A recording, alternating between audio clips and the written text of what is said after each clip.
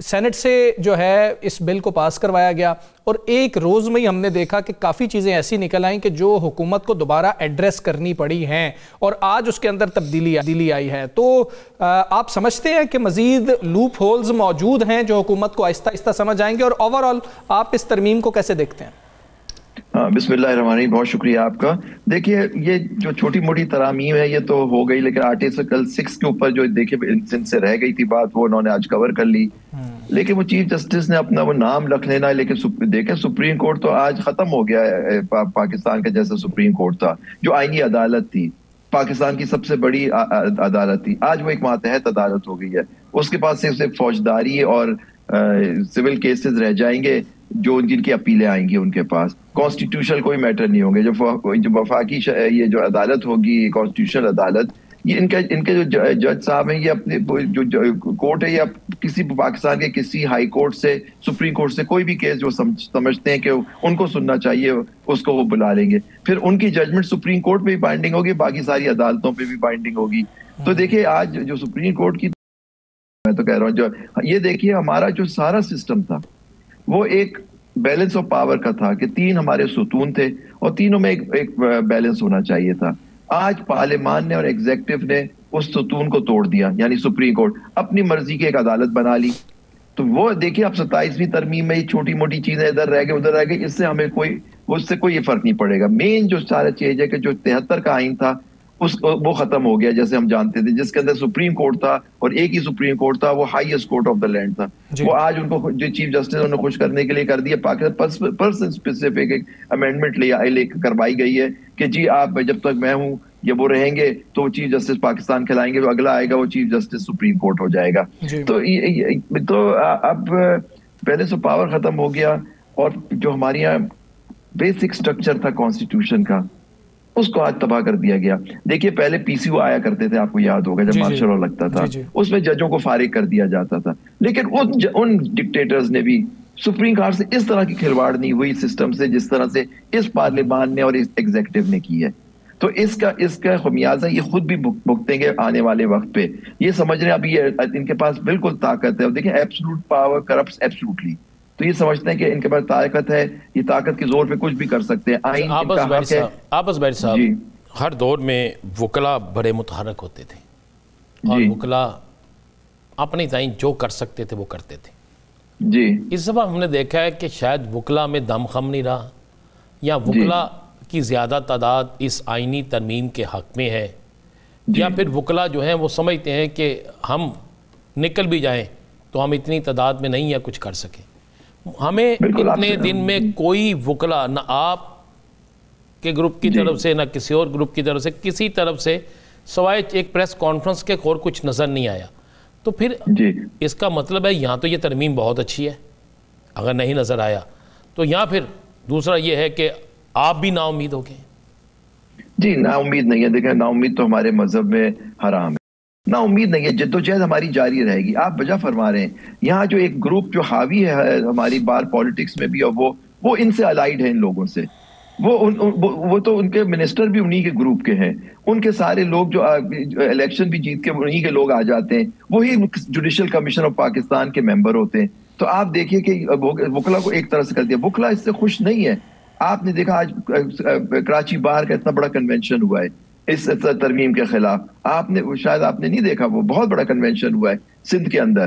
तो ये बात नहीं है, वकला बड़े मुतहर्रिक हैं, लेकिन हम कानूनी और तरीका इख्तियार करना चाहते हैं। हमारी तहरीक आईनी और कानूनी होगी। हम आइन के पासदार हैं। हम आइन, जो पाकिस्तान का 73 का आइन था, हम उसके पाबंद हैं। लेकिन नेचुरली अभी तरमीम आ गई है, अब इसको चैलेंज भी अगर करना होगा तो इसी अदालत में जाना होगा, क्योंकि इनके पास कॉन्स्टिट्यूशनल पावर, सुप्रीम कोर्ट को तो आज बिल्कुल आपने हर चीज से फारिग कर दिया है। तो इसके पास जाना, अब उसी अदालत में जाके हम कहेंगे कि जी आप डिक्लेयर करें कि जी आप बिल्कुल सही नहीं बने हुए। तो आप देखिए वहां क्या, और देखिए जब आपने अभी सुन रहा था आपकी बात, एग्जीक्यूटिव के पास टोटल कंट्रोल है इस वक्त उस अदालत का। जुडिशल कमीशन में तो है ही कंट्रोल, लेकिन इस वक्त जो जजेस अपॉइंट होंगे वो प्राइम मिनिस्टर एडवाइस पे सदर मुमलिकत उनको वहां लगाएंगे। और हमने सुन भी लिया कौन से हाई कोर्ट से भी जज आ रहे हैं हमारे। अब आप देखिएगा वो जजेस कौन है, तो आप उससे ही पता लग जाएगा। जैसे कहा जाता था कि आओ बेंच बन गई, हमें मालूम है इस फैसला क्या होगा। ये होता था, आप लोग सब क्या करते थे, ये जो बेंच बनी है इसका फैसला यही, ये जो ग्रुप अब हावी है और जो ये सारी आईनी तरमीमें करवा रहा है, तो वो खड़े वो कहते थे करके जी आप फुल कोर्ट बनाए, फुल कोर्ट बनाए, हमें मालूम है क्या। अब यहाँ भी तो वही है। मेरा आज हमारा सबसे बड़ा नुकसान इस मुल्क का क्या हुआ है, पूरी अवाम का सबसे बड़ा हुआ कि हमारे बुनियादी हुकूक जो है आज सल्ब कर लिए गए। ये मार्शल लॉ से भी बदतर चीज हुई है जो हमारे मुल्क में हुई है।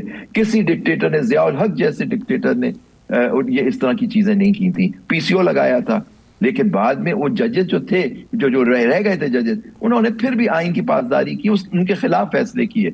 आप देखिए जजमेंट्स मौजूद हैं। जो कराची का आपने जिक्र किया, बिल्कुल वो देखा है हमने, और बड़े चार्ज और बहुत बड़ी तादाद में वकला थे।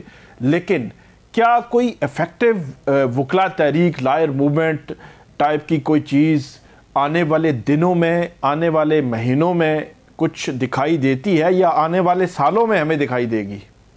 देखिए वकला तो मुतहरिक हैं, अब वो किस तरह से होगी, वो एक्शन कमेटी है, वो फैसला करेगी कि किस तरह से करें। देखिए आप अगर हमेशा मुवाजना किया जाता है 2007 की तहरीक का, वकला तहरीक का, उसके मुहरकात, उसकी चीजें मुख्तलिफ थी।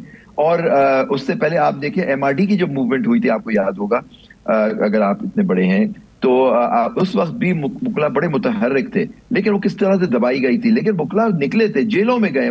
जब मैं आया हूँ प्रैक्टिस में, उस वक्त वो लोग मौजूद थे जिन्होंने जेलें, ज़ियाउल हक साहब की जेलें काटी हैं उस MRD मूवमेंट में। तो देखिए ये अभी मूवमेंट, ये जो आप कह रहे हैं तहरीक जो होती है, ये तहरीक अभी आने दें इसको, फिर वकला इस पे मुत्तहद हैं कि वो किस तरह से तहरीक लेके चलेंगे। लेकिन ना उम्मीद नहीं है। जहां तक बात रही इस्तीफा की, मेरा तो दरख्वास्त ये होगी कि वो जजेस, बेशक अब वो जूनियर एक अदालत के जज रह गए, लेकिन वो अवाम की खिदमत करने के लिए वो अपॉइंट हुए हैं। अगर वो समझते हैं कि वो नहीं चल सकते तो बेशक वो उनकी मर्जी है, वो जाएं। लेकिन मैं फिर भी कहता हूं, मेरी दरखास्त होगी उन जजों से कि आपने आइन और कानून की पासदारी का जज बन के हल्फ लिया था, तो आप वो जो आइन जिसके तहत आपने हल्फ लिया था वो करें। क्योंकि देखिए आप PCO में बाद जजेस हल्फ नहीं लेते थे, आपको याद होगा।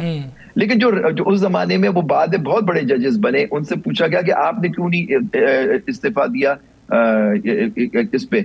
उन्होंने कहा हम अंदर रहेंगे और फिर भी जो हमारे इख्तियार होगा हम उसके इस्तेमाल करके, आप देखिएगा हम फैसले जो करने होंगे। लेकिन जो फर्क अब है और उस जमाने में फर्क ये था कि अब तो उन्होंने पूरी सुप्रीम कोर्ट को बिल्कुल किया, उससे सारी कॉन्स्टिट्यूशनल ज्यूरिसडिक्शन ले ली।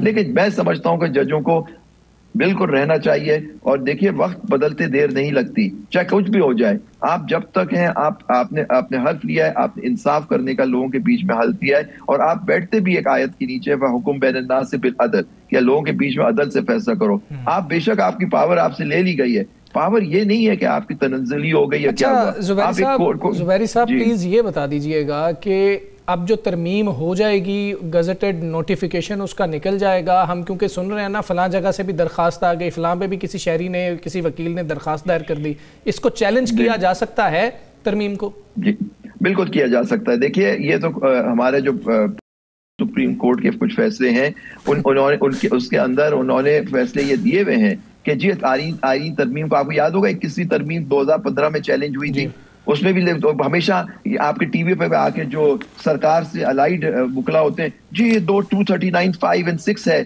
क्लॉजेस 5 और 6, उसमें कोई तरमीम चैलेंज नहीं हो सकती, और जो हुकूमत पे कोई कदगन नहीं है, कोई भी तरमीम कर सकता है। सुप्रीम कोर्ट ने, उसको हमारी आला अदालत ने, हाई कोर्ट, सुप्रीम कोर्ट ने फैसला किया है कि हर तरमीम चैलेंज हो सकती है अगर वो बेसिक स्ट्रक्चर, जो बुनियादी ढांचा है सुप्रीम। लेकिन ये जो है वो 20वीं आईनी तरमीम जो है जिसको आपने चैलेंज किया था, अभी तो उसका कोई फैसला नहीं हुआ, 27वीं आ गई है। जस्टिस ख्वाजा साहब ने भी आज इसको चैलेंज कर दिया है। तो इसका मतलब है आप ट्रक की बत्ती के पीछे ही हुए ना फिर? नहीं, आप उसको इस तरह से समझे, ट्रक की बत्ती के पीछे जब आइन तरमीम आएगी तो उसको चैलेंज करेंगे बिल्कुल। तो लेकिन पॉइंट इज दैट कि जिसकी बत्ती के पीछे हो या आगे हो, जो हमारा अभी तक आइन हमें हक तो देता है ना सर, उसको चैलेंज करने चैलेंज करेंगे। लेकिन जहां चैलेंज होगी वहां हो सकता है फैसला हमारी बादशाह ना मानी जाए।